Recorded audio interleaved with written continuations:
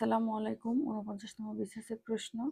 একটা লোহার গোলক গলিয়ে কয়টি সমান আয়তনের গোলক তৈরি করা সম্ভব যাদের প্রত্যেকের ব্যাসার্ধ বড় গোলকটির অর্ধেক? আমরা আগে ধরি বড় গোলকটির ব্যাসার্ধ সমান সমান হচ্ছে আর, বড় হাতের আর নিলাম। আর ছোট গোলকটির ব্যাসার্ধ তাহলে কি হবে? r/2। যেহেতু কি বলছে, এর ব্যাসার্ধ মানে ছোট গুলোর ব্যাসার্ধ হবে বড় গোলকের অর্ধেক। এবার কি বলছে যে সমান আয়তন হবে, তাহলে আমরা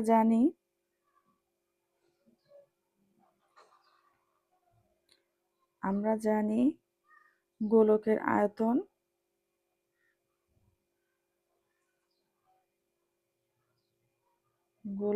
আয়তন সমান সমান 4/3 আয়তন। তাহলে অতএব ছোট গোলকের আয়তন কত হবে? ছোট গোলকের আয়তন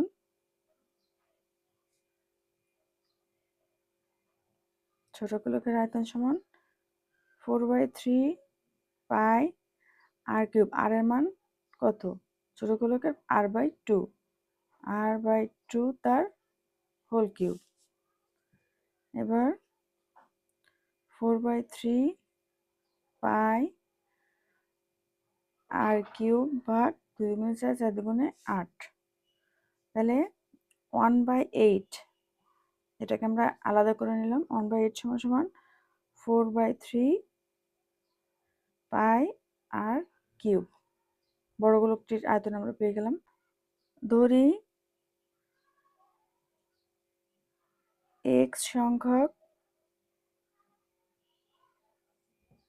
ছোট গোলকের আয়তন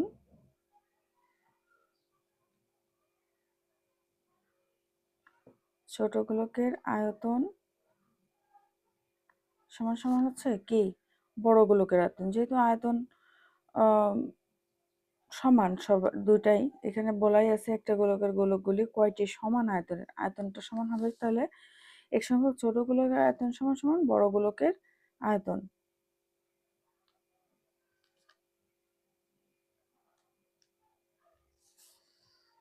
বা x গুণ ছোট গোলকের আয়তন কত? 1/8 4/3 পাই r³ সমান সমান বড় গোলকের আয়তন কত? 4/3 পাই r³। তাহলে এটা আমরা কেটে দিতে পারি যেহেতু গুণ সম্পর্ক। তাহলে কি থাকলো? x/8 সমান সমান 1, বা গুণাখানে গুণ করলে কি হয়? x সমান সমান 8। তাহলে কতটি গোলক হবে? 8টি গোলক। ভালো লাগলে অবশ্যই সাবস্ক্রাইব করে পাশে থাকবেন।